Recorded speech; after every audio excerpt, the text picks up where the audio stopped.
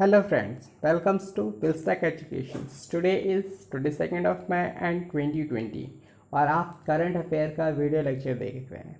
इससे पहले हम वीडियो को शुरू करें, अगर आप हमारे चैनल पर नए मेहमान हैं तो मैं आपसे आग्रह करता हूं, कृपया करके मेरे चैनल को ज़रूर सब्सक्राइब करें और साथ में बेल आइकन को भी ज़रूर प्रेस करें, जिससे अपलोड होने वाली वीडियो की सारी नोटिफिकेशंस आपको मिलेंगी सबसे पहले। So let's start. The first question is हाल ही में किस देश के प्रधानमंत्री ने अपने पद से इस्तीफा दिया है? तो इस प्रश्न का सही उत्तर है ऑप्शन सी, लेसोथो। लेसोथो जो है अफ्रीकन महाद्वीप का एक छोटा सा कंट्री है, जो आपको दिख रहा होगा, रेड कलर का जो सिंबल दिखा रहा है, ये अफ्रीकन महाद्वीप में यही इसकी पोजीशन है लेसोथो की। तो यहाँ के जो प्रधानमंत्री हैं इनका नाम है थॉमस थबाने। इन्होंने हाल ही में अपने पद से इस्तीफ़ा दे दिया है, क्योंकि उनकी पूर्व पत्नी ने ऐसा उनको ऊपर आरोप लगाया था कि वह किसी हत्या में शामिल थे। तो इसके पॉलिटिकल दबाव के चक्कर में आकर उन्होंने अपने पद से इस्तीफ़ा दे दिया है। Next question, India steel association ने अपना नया अध्यक्ष अर्थात चेयरमैन किसे नियुक्त किया है? तो इस प्रश्न का सही उत्तर है ऑप्शन ए, दिलीप उमेन। दिलीप उमेन जी को हाल ही में इंडिया स्टील एसोसिएशन ने अपना नया अध्यक्ष के रूप में नियुक्त किया है।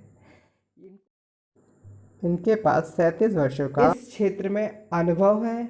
वह आईआईटी खड़गपुर से पढ़े हुए ग्रेजुएट इंजीनियर हैं। नेक्स्ट क्वेश्चन, हाल ही में भारत ने किस देश के साथ 5 नए बंदरगाह और 2 नए प्रोटोकॉल मार्गों के संचालन के लिए समझौता किया है? तो इस प्रश्न का सही उत्तर है ऑप्शन बी, बांग्लादेश। हाल ही में भारत ने बांग्लादेश के साथ 5 नए बंदरगाह और 2 प्रोटोकॉल मार्गों के संचालन के लिए समझौता किया है। बात यहाँ पे बांग्लादेश की हुई है, तो मैं आपको बांग्लादेश के बारे में थोड़ा सा इंट्रोडक्शन दे देता हूँ।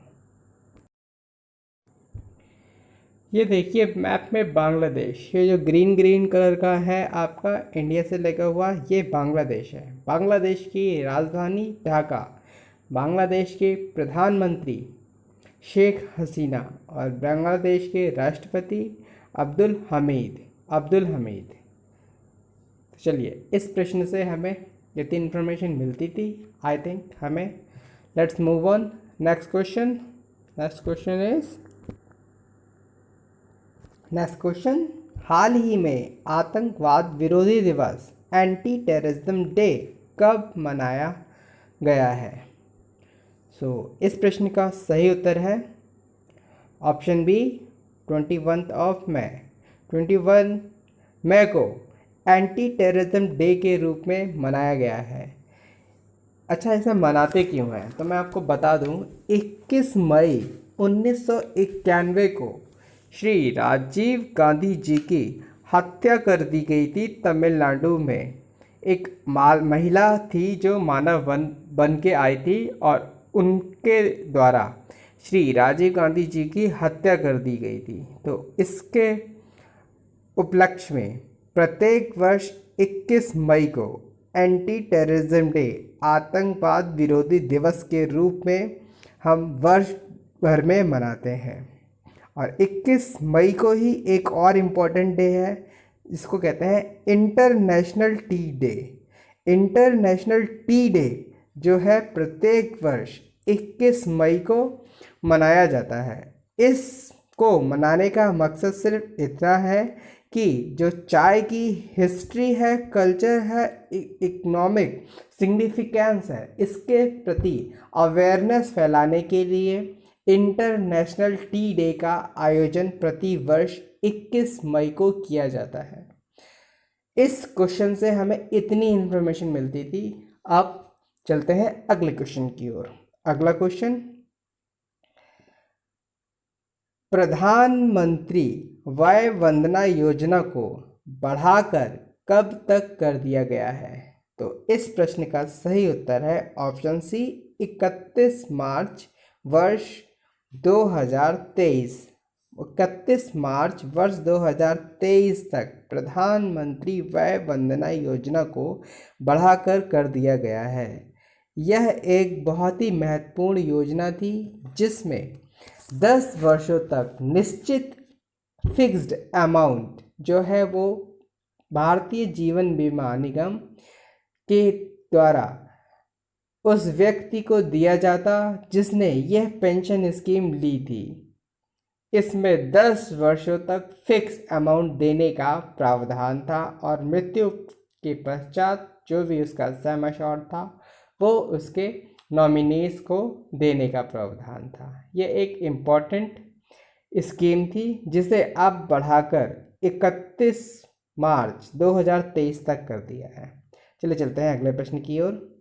हाल ही में केंद्र सरकार ने ओडिशा के किस शहर को 100% सोलराइजेशन करने का फैसला किया है? तो ऑप्शन है आपके ए भुवनेश्वर, बी कोणार्क मंदिर, सी कोणार्क शहर।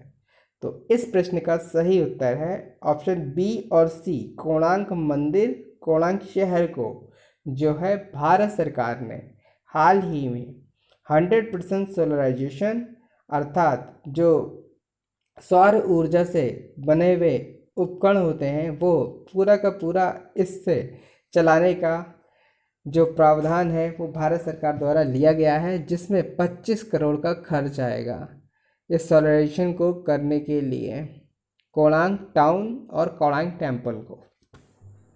अब बात अगर उड़ीसा की हुई है तो मैं आपको उड़ीसा के बारे में कुछ महत्वपूर्ण बिंदु बताता हूँ। ये देखिए मैप में ओडिशा रेड कलर का जो है वो ओडिशा प्रेजेंट किया गया है। उड़ीसा की कैपिटल भुवनेश्वर, उड़ीसा के सीएम नवीन पटनायक और उड़ीसा के प्रेजेंट टाइम में जो गवर्नर है श्री गणेशी लाल जी, श्री गणेशी लाल, ये उड़ीसा के प्रेजेंट टाइम में गवर्नर है। सो इस प्रश्न से हमें इतनी इन्फॉर्मेशन मिलती थी। अब चलते हैं हम लोग नेक्स्ट क्वेश्चन की ओर। नेक्स्ट क्वेश्चन इज हाल ही में सेंट्रल ब्यूरो ऑफ इन्वेस्टिगेशन ने किस वायरस से अलर्ट किया है? तो इस प्रश्न का सही उत्तर है सर्बरस वायरस। सर्बरस वायरस से हाल ही में सेंट्रल ब्यूरो ऑफ इन्वेस्टिगेशन ने अलर्ट किया है। यह जो है वो सर्बरस वायरस जो है सरकार की वेबसाइट की तरह ही जो है लोग वेबसाइट बनाकर आपको लिंक प्रोवाइड करते हैं, जिससे अगर आपने वो लिंक क्लिक किया और इस लिंक के थ्रू आपने लॉगिन करने की कोशिश की तो आपका सारा डाटा चला जाएगा। वो आपका मोबाइल बैंक अकाउंट डिटेल भी हो सकती है या कुछ भी हो सकता है। तो सेंट्रल ब्यूरो ऑफ इन्वेस्टिगेशन ने इस बात के लिए गवर्नमेंट को अलर्ट किया है। सर्बरस वायरस इस तरीके का ये वायरस है जिससे आपको क्षति हो सकती है। सो फेक मेल भेजते हैं ये इस वायरस के थ्रू। बात अगर सीबीआई की हुई है तो मैं आपको सीबीआई के बारे में बता दूं।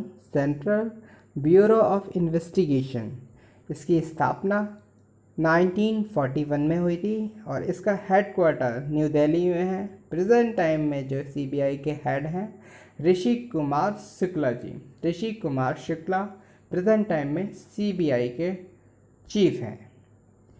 इस प्रश्न के साथ हम वीडियो को एंड करते हैं और आशा करते हैं आप लोगों को ये वीडियो अच्छा लगा होगा। अगर अच्छा लगा है तो प्लीज़ इस वीडियो को जरूर लाइक कीजिएगा और चैनल को सब्सक्राइब करना बिल्कुल मत भूलिएगा।